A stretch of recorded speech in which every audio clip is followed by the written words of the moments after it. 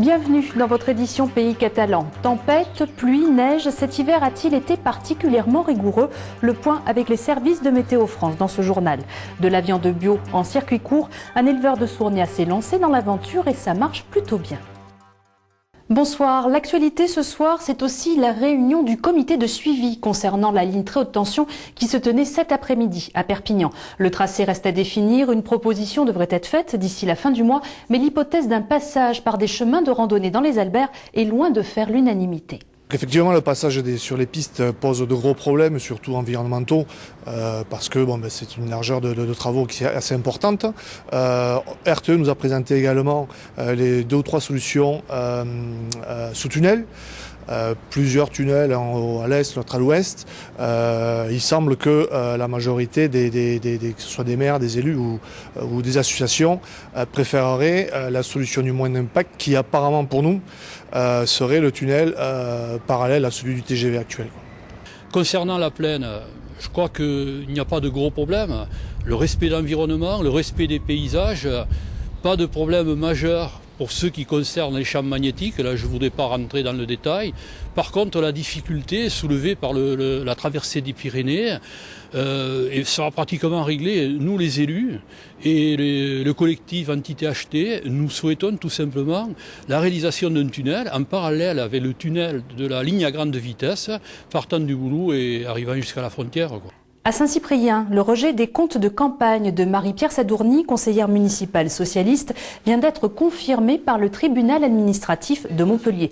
Elle ne pourrait pas recevoir le remboursement des 3 000 à 4 000 euros de ses frais de campagne et risque 1 an d'inéligibilité.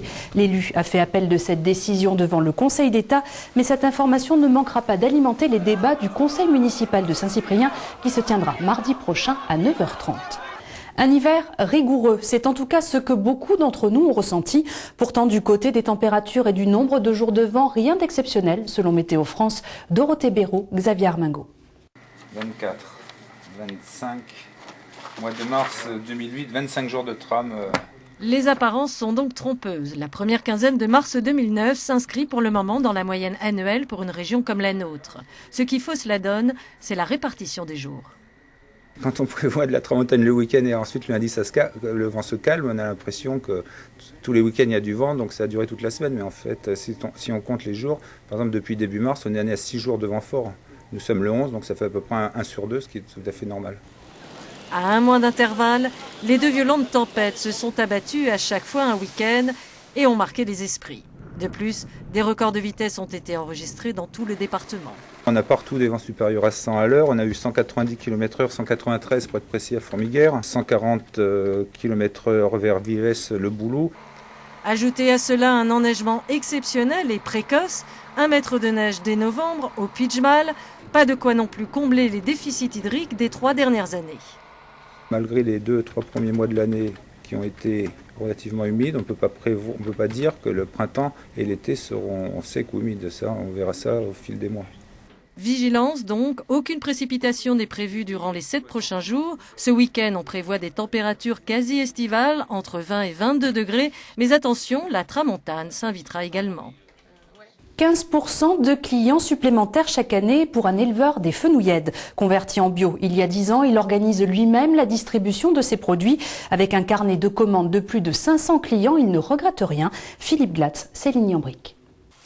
3 générations d'élevage extensif en fenouillède et en 1998, Jean-Pierre, 3e de la lignée, franchit le pas de la conversion en agriculture biologique. C'était le moment de la vache folle. Donc là, les gens se sont tournés vraiment vers les produits du terroir. Et plus ça va, et plus je me rends compte que plus aujourd'hui, tous les ans, il y a bien 15-20% de consommateurs en plus qui demandent, qui se tournent vers le label, vers les produits AB. Mais l'originalité de l'entreprise est ailleurs. Tous les 15 jours dans le Tarn, un bœuf et 2 veaux sont abattus, découpés et conditionnés en colis de 5 à 10 kilos et en filière bio.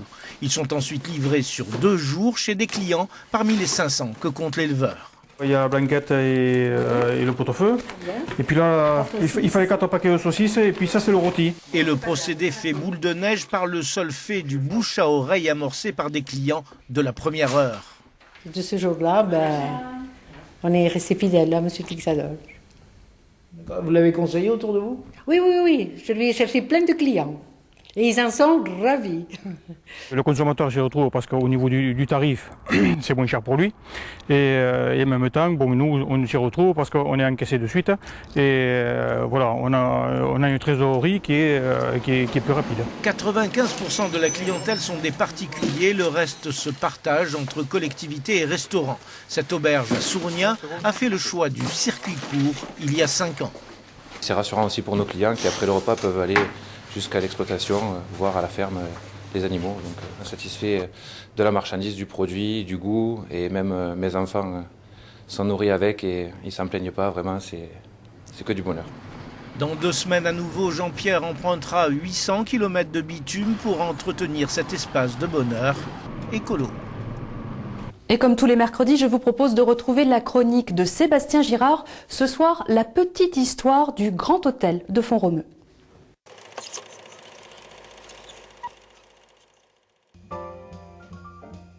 Inauguré en 1913, le Grand Hôtel est l'œuvre d'une filiale de la Compagnie des chemins de fer du Midi.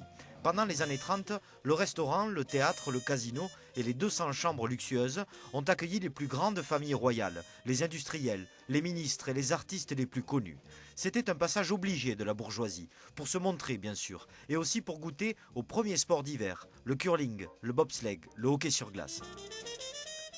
Après la Deuxième Guerre mondiale, la SNCF a décidé de vendre le bâtiment. Il s'agit aujourd'hui d'une copropriété privée de près de 200 appartements. Tout autour de cet hôtel, construit en pleine forêt, sont apparus petit à petit les premiers chalets qui donneront naissance à la ville nouvelle de Font-Romeu en 1957.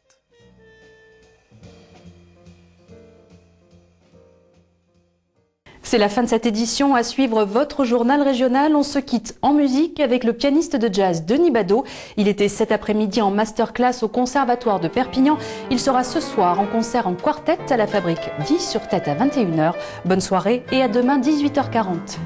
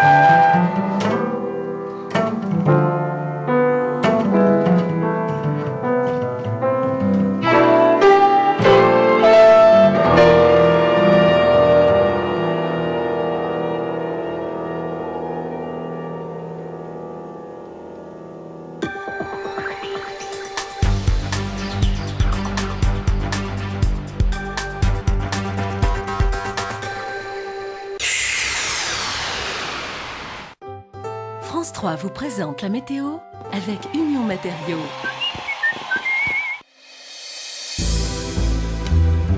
Demain, le temps sera bien ensoleillé sur l'ensemble du département. La tramontane, modérée en matinée, faiblit l'après-midi. Température minimale de -1 degré à Font-Romeu, 19 degrés pour les maximales à Prades.